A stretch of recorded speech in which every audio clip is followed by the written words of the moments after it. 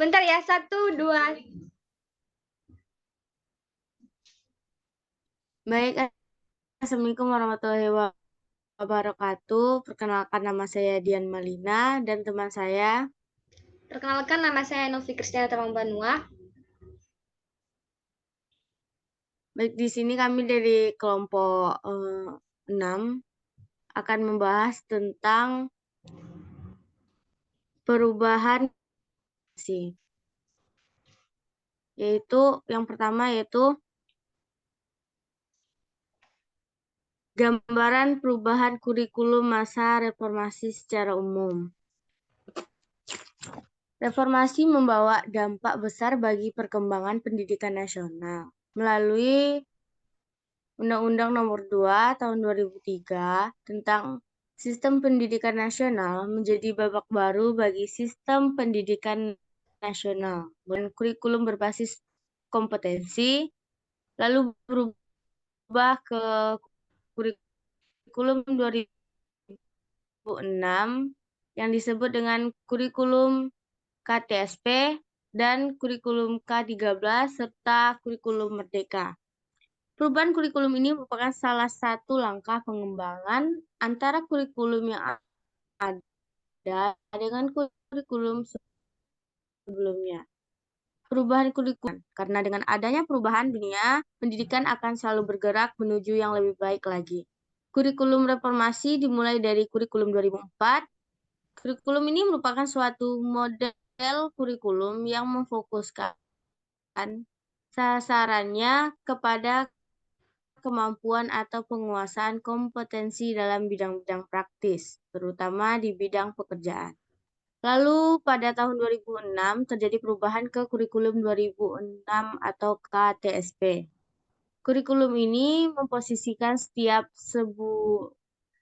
satuan pendidikan mengembangkan sendiri potensi yang dimiliki. Selanjutnya 2013 lahirlah K13. K13 merupakan wujud pengembangan dan penyempurnaan dari kurikulum sebelumnya yaitu KTSP 2006. Baiklah, selanjutnya apakah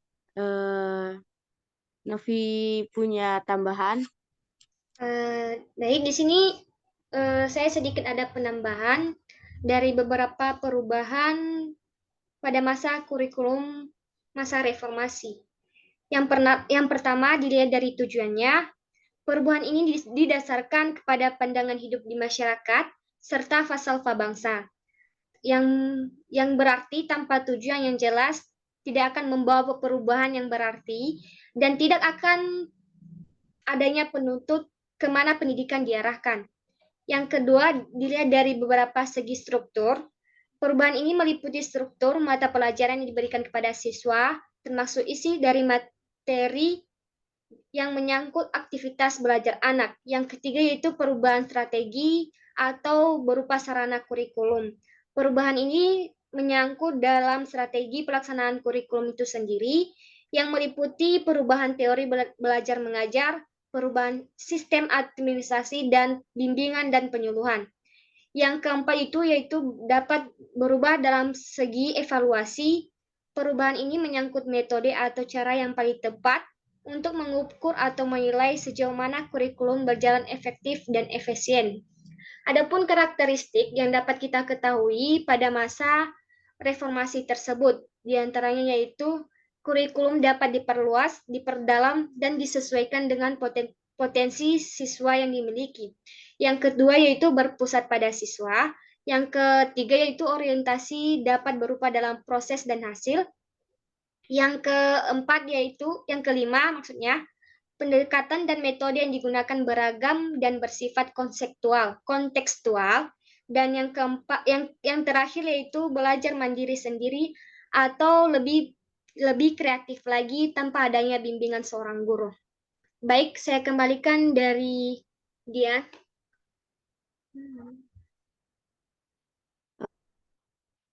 Baik, kami akan lanjutkan yaitu selanjutnya adalah tentang bagaimana aspek perubahan kurikulum pembelajaran sejarah jika ditinjau dari 4 komponen kurikulum. Kali ini akan dijelaskan oleh Novi. Baik, menurut pendapat saya ada 4 komponen struktur pembelajaran sejarah. Yang pertama yaitu dilihat dari segi tujuan. Adapun tujuan pembelajaran sejarah yaitu untuk membangun memori kolektif sebagai bangsa agar mengenal bangsanya dan dijadikan landasan dalam membangun rasa persatuan dan kesatuan. Namun juga dapat dilihat dari tujuan pembelajaran sejarah di sekolah menengah atas yang pertama yaitu peserta didik mampu memahami konsep-konsep dasar manusia, ruang waktu diakronis atau kronologis, guna sejarah, sejarah dan teori sosial, metode penelitian sejarah, serta sejarah lokal. Yang kedua yaitu dilihat dari segi isinya. Adapun yang saya dapatkan mengenai isi dari sejarah tersebut. Yang pertama dapat berupa konsep sejarah. Konsep sejarah ini adalah suatu bentuk kemampuan logika dalam menciptakan gambaran baru yang bersifat abstrak berdasarkan kajian. Adapun beberapa konsep sejarah tersebut yaitu sejarah sebagai kisah, sejarah sebagai ilmu, dan sejarah sebagai seni. Yang kedua yaitu dapat dilihat dari unsur-unsur sejarah. Adapun yang saya katakan tadi, adapun unsur-unsur dari sejarah tersebut, yang pertama yaitu ruang, waktu, dan manusia. Selain itu juga adapun ciri-ciri sejarah, yang pertama yaitu unik, abadi, dan penting. Dilihat dari strategi model. Adapun beberapa strategi yang dapat dilaksanakan oleh seorang guru kepada siswa dalam melakukan pengajaran tersebut. Yang pertama yaitu metode luring. Adapun setiap langkah-langkah ketika melaksanakan luring tersebut, yang pertama yaitu dimulai dari stimulasi yang dilakukan oleh seorang guru. Yang kedua yaitu identifikasi masalah, pengumpulan data, dan pengolahan data yang dilakukan oleh seorang guru. Yang kedua yaitu blended e-learning, yang dimana guru mengupload materi pembelajaran. Yang kedua, guru menginformasikan kepada siswa untuk mempelajari materi yang akan dipelajari hari ini.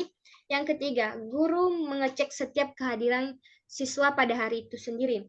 Yang ketiga yaitu dalam bentuk model atau strategi diskusi, yang dimana guru akan membentuk sebuah kelompok yang nantinya dia akan menentukan tujuan. Yang kedua yaitu menentukan jenis diskusi. Dan yang ketiga yaitu mengidentifikasi masalah. Yang terakhir, langkah yang dilakukan oleh guru yaitu evaluasi, di mana dia melihat apakah materi yang dia lakukan tersebut sudah tercapai, sehingga hasil studi tersebut dapat menunjukkan apa saja kekurangan atau apa saja kelebihan dari setiap isi atau metode pembelajaran tersebut. Baik, demikian penjelasan dari saya. Saya berikan lagi kepada Dian.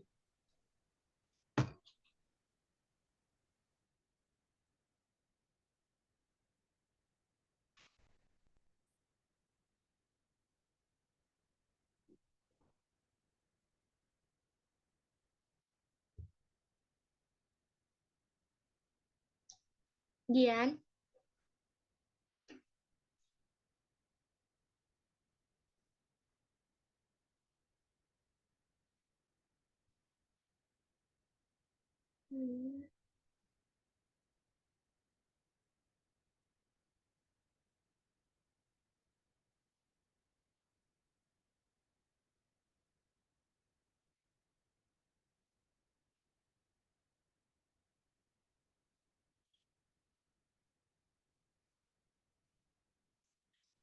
Baik, demikian hasil diskusi dari kami mengenai beberapa pendapat dari kelompok kami mengenai gambaran umum ataupun perubahan dari kurikulum masa reformasi tersebut. Terima kasih.